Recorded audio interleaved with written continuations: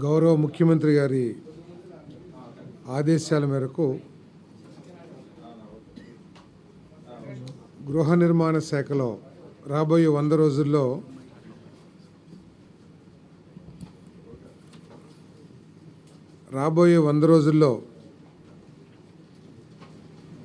చేయవలసిన గృహ నిర్మాణ కార్యక్రమాల గురించి ఈరోజు డిపార్ట్మెంట్ యొక్క రివ్యూ జరిగింది. దీంట్లో అన్ని జిల్లా అధికారులు, గృహ నిర్మాణ శాఖ అధికారులు, ఎగ్జిక్యూటివ్ ఇంజనీర్స్ దగ్గర నుంచి పీడీలు అందరూ కూడా రావటం జరిగింది. ప్రస్తుతం రాష్ట్రంలో 8 లక్షల ఇళ్ళు, 8,04,707 ఇళ్ళు వివిధ దశల్లో ఉన్నాయి. అదేవిధంగా 5,76,670 ఇళ్ళు ప్రారంభానికి నోచుకోకుండా ఉన్నాయి. సో ఈ 100 రోజుల్లో మరి డిపార్ట్మెంట్లో ఉన్న సమస్యల గురించి, వీటిని టార్గెట్ రీచ్ కావాలంటే ఏం చేయాలి అనే దాని మీద చాలా కూలంకుషంగా చర్చించడం జరిగింది. రాబోయే 100 రోజుల్లో 1,28,000 గృహాల్ని పూర్తి చేయాలని చెప్పేసి, ముఖ్యంగా రూఫ్ లెవెల్కి వచ్చిన ఇళ్ళన్నీ కూడా పూర్తి చేయాలని లక్ష్యాన్ని నిర్ణయించుకున్నామని చెప్పేసి మనం చేస్తా ఉన్నాను. ఈ లక్ష్యాన్ని చేరటం కోసం దాదాపు 2,000 కోట్ల రూపాయలు నిధులు అవసరం అవుతాయి. దీంట్లో ఎక్కువ కాంపోనెంటు మరి కేంద్ర ప్రభుత్వం ఉంది కాబట్టి ఇది తప్పుకోకుండా లక్ష్యాన్ని చేరగలమని చెప్పేసి నమ్మకంతో ఉన్నాం. అదేవిధంగా మిగిలిన 7 లక్షలు ఏదైతే ఉంటాయో 6,75,000 ఇళ్ళు మార్చి కల్లా పూర్తి చేయాలని చెప్పేసి లక్ష్యాలని నిర్ణయించుకున్నామని చెప్పేసి మనం చేస్తాను.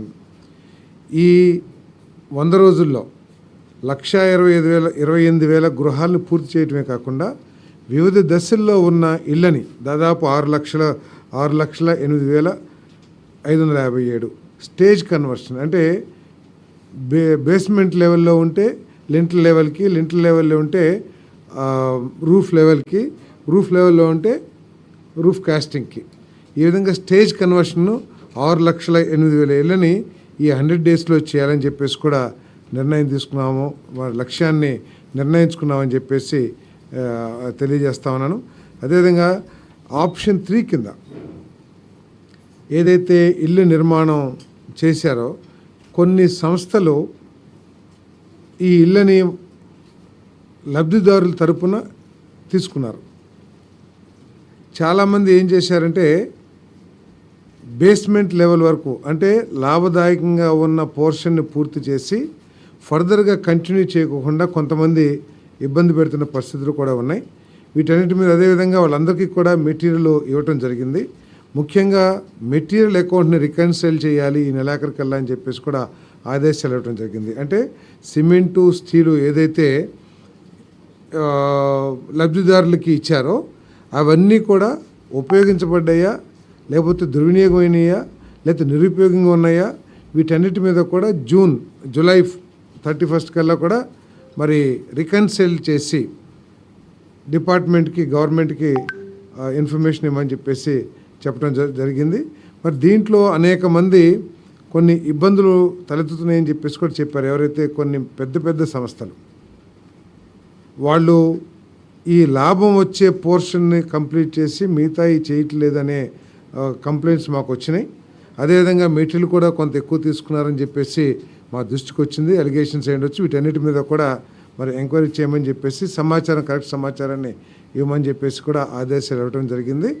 మరి ఈ ఆప్షన్ 3 మీద ముఖ్యమంత్రి గారి దృష్టికి తీసుకువెళ్ళి ఎవరెవరు చేస్తున్నారు, వాళ్ళ మీద ఉన్న ఎలిగేషన్స్ ఏంటి, ఇవన్నీ వాడి దృష్టికి తీసుకువెళ్ళి మరి ఆప్షన్ 3ని కంటిన్యూ చేయాలా, లేదా లబ్ధిదారులతోనే కట్టుకునే విధంగా చేయాలనేది నిర్ణయం తీసుకోబడుతుందని చెప్పేసి కూడా మనం చేస్తా ఉన్నాం. అదేవిధంగా లేఅవుట్లో ఈ బేస్మెంట్ కట్టిన తర్వాత ఫిల్లింగ్కి మట్టి దొరకట్లేదు, మట్టి కొద్దిగా ఇబ్బంది అవుతుందని చెప్పేసి కొంతమంది అధికారులు నా దృష్టి సమావేశం దృష్టికి తీసుకొచ్చారు. సో ఒక ఆలోచన చేశాం, ఎక్కడెక్కడైతే థర్మల్ స్టేషన్స్ ఉంటాయో అక్కడల్లా ఆ ఫ్లై యాష్ని ఫిల్లింగ్ బేస్మెంట్ కట్టిన తర్వాత ఆ బేస్మెంట్ని పూడ్చడానికి ఉపయోగించవచ్చేమో పరిశీలించమని చెప్పేసి చెప్పాం. ఎందుకంటే ఇప్పుడు రోడ్స్కి ఫ్లై యాష్, బ్రిక్స్కి అన్నిటికీ కూడా ఫ్లై యాష్ ఉపయోగపడుతూ ఉంది. సో మట్టి దొరకని ప్రాంతాల్లో మరి విశాఖపట్నం, నెల్లూరు, విజయవాడ ఇక్కడ అన్నీ కూడా రాయలసీమ థర్మల్ స్టేషన్స్ ఉన్నాయి కాబట్టి ఆ చుట్టుపక్కల కొన్ని లక్షల ఇళ్ళకి ఇది బాగుంటుందని చెప్పేసి సూచన చేశాను. అది ఒకసారి పరిశీలించమన్నా. సాంకేతికంగా ఏమైనా ఇబ్బందులు ఉంటాయని చెప్పేసి నాకు తెలిసినంత వరకు ఎటువంటి ఇబ్బంది ఉండదు.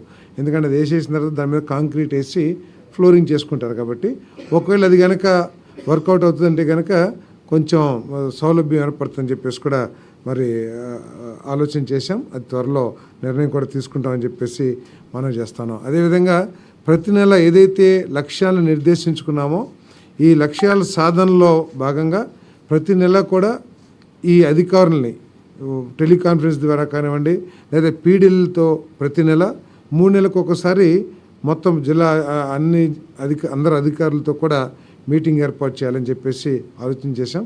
మరి గృహ నిర్మాణాన్ని పూర్తి చేసి లబ్ధిదారులందరికీ కూడా మేలు చేయాలి. ఏదైతే చంద్రబాబు నాయుడు గారి లక్ష్యాలను నిర్దేశించారో దాన్ని అమలు చేయడానికి మా డిపార్ట్మెంటు పనిచేస్తుందని చెప్పేసి మనం చేస్తాం.